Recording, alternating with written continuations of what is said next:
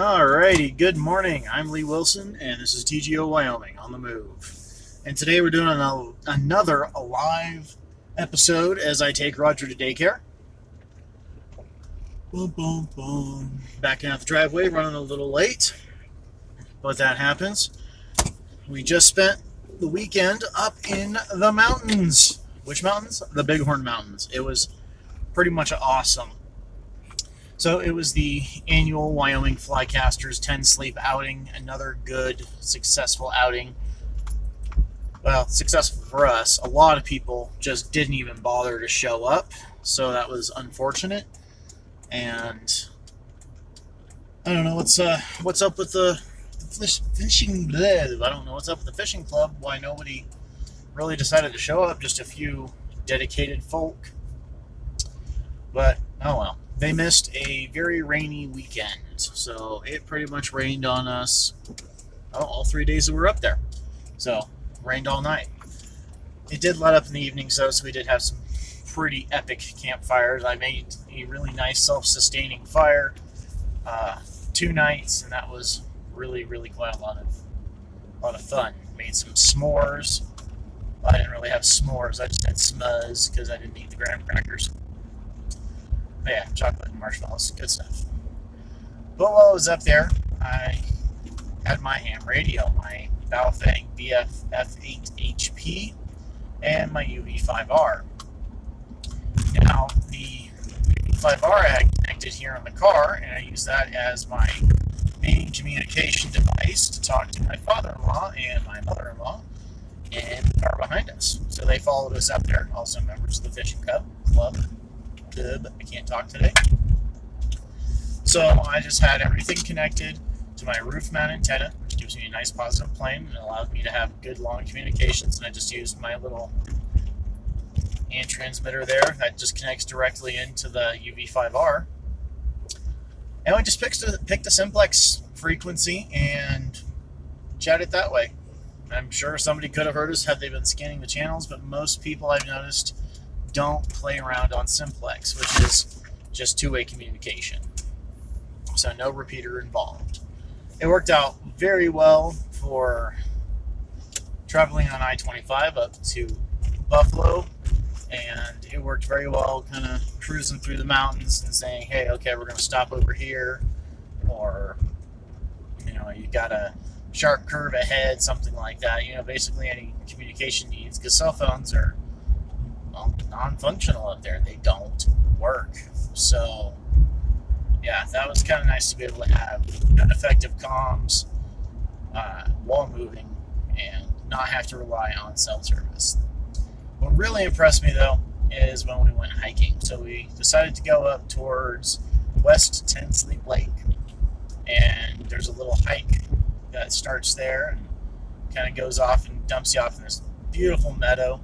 You guys check out the Instagram today, you'll see a picture of my Falconer 37, my Falconer 30, Falconer 27, Falconer 30, Falconer 37, whatever. I'm still not entirely awake. My coffee's still too hot to drink, I think. Now let's try it.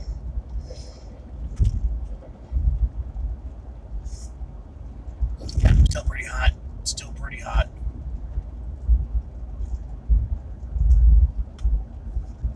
Whew. Yeah, coffee. But yeah, my Falconer 30. You can see the picture where we were, and it was just a beautiful area. You can see Cloud Peak in the distance. Fishing is really nice. It's easy to get to. Small creek. Lots of tiny little brook trout. And we kind of got ahead. Well, Cheryl and the Munchkin and I got ahead of Lee and Teresa, and we were able to keep solid, like rock solid communication through the woods. I'm not even entirely sure of the distance, but it was far enough that you couldn't see them or hear them walking, moving, and talking. So, I mean, at least several hundred yards of heavily forested area, maybe up to a quarter mile, half mile easily. But definitely not line of sight. I've had issues with the talkabouts in the past not being able to hold communication for, well, very long at all, or very far at all. Robert and I had some radios we used that if you had clear line of sight, you could get, a quarter mile, half a mile out of them. But as soon as you ducked into anything where there's trees or buildings, it just stopped working. So I'm very impressed with the little ham radios, the little Baofangs. They're inexpensive. I'm not going to say they're cheap because, you know what? They're not cheap. They're just affordable. There's a serious difference. And having used my little BF F8 for several years now, I'm thoroughly impressed with that little radio. Kicks out 5 or 8 watts. It's more than enough for most communications, and it works fairly easy to program with Chirp software and a programming cable.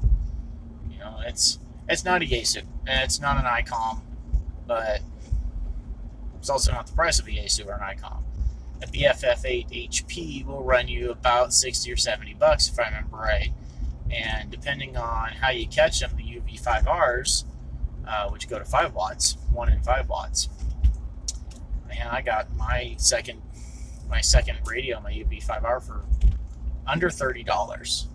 Under $30. Think about that. That is a 2 meter, 70 centimeter radio for less than you might spend going out to dinner. Oh, less than you would spend taking your wife out to dinner. So that's a heck of a communications device for a very, very small price. And I was just rhyming. That's kind of nice. Man, nobody's watching this live to catch that and give me a thumbs down. Oh, well. That was bad. That was bad.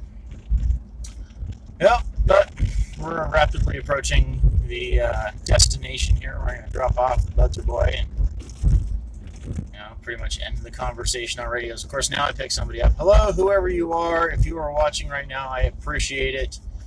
Sorry you missed most of the video. 7 minutes, 20 seconds into this. Just been talking about ham radios and mountain communication. Why? Because it was great. It was awesome. Yeah, I'm definitely a firm believer in having just an inexpensive little ham radio. The Baofangs definitely do the job. Are they apocalypse proof? No, probably not. But are they everyday life usable and proof? Yeah, absolutely. Absolutely. So get yourself a ham radio, get yourself a license so you can actually use it, and get out in the woods and test it out. I think you'll be amazed at how well it works. Well, that's it for today. Time to drop off the boy and get him into daycare and then go get some gasoline and go to work. So I think that's the plan. Hopefully you guys have found this live stream entertaining and or educational. If you have, let me know in the comment box below. Of course, you can always support the channel by giving me a thumbs up or subscribing if you're not already subscribed. Seatbelts of Doom! Am I right, buddy? Seatbelt of Doom?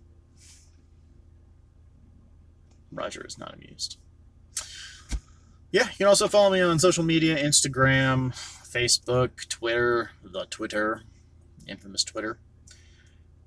And, yeah, you can check out tgowyoming.com. It's, at this point, a little dilapidated because I haven't had time to update it because I'm working on Midgard Survival and all sorts of other things and building knives. But you can still check it out anyway. It has a link to the daily Instagram, of course, the Amazon shopping link. So if you do any shopping on Amazon, yeah, go ahead. Click through that banner. It doesn't cost you anything. I get a nice little kickback. And all is well and right in the world. And on that note, I want to say thanks for watching. As always, stay safe, shoot straight, and I'll see you next time.